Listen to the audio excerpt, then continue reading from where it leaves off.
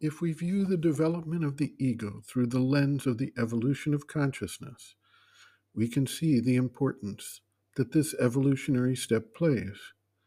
The process of individuation opens up the potentiality of new, complex interactions, creative development, and faster evolutionary change. The ego's role, however, is not unlimited. While it will continue to play a role in the development of humanity in general, it has its own limitations and drawbacks, particularly when it goes to the extreme of focusing so intensely on the individual that it forgets its place in the larger oneness of which it is a part. This brings imbalance and destruction into the process and creates tremendous amounts of suffering along the way. As individuals reach the limits of ego development, and certainly as they begin to experience the downsides and limitations of the ego, it becomes time for those individuals to transition to a new status that integrates the individual awareness with the universal awareness to create a new, balanced, comprehensive relationship that encompasses both diversity, as exemplified by the ego personality, and unity, as exemplified by the oneness of the creation. Until the individual is ready for this transition, the role of the ego can and should be recognized and valued for its instrumental role in bringing flexibility, creativity, and individuation into the divine manifestation. A disciple asks, "Ego means what?"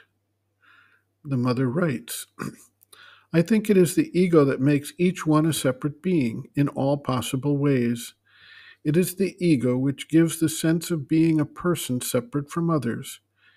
It is certainly the ego which gives you the sense of the I am, I want, I do, I exist.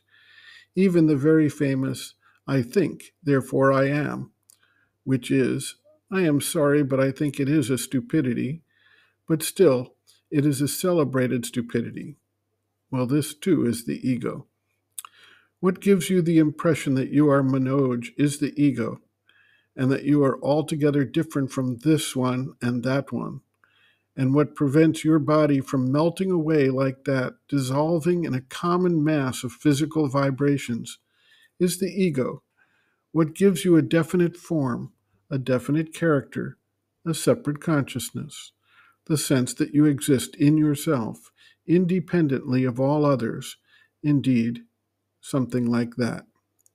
If one does not reflect, spontaneously one has the sense that even if the world disappeared, one would be there, one would remain what one is.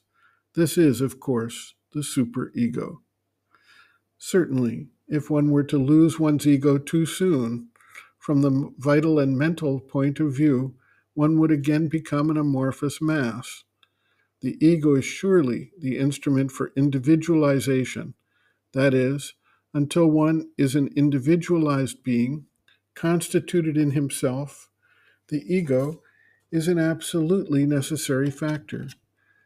If one had the power of abolishing the ego ahead of time, one would lose one's individuality.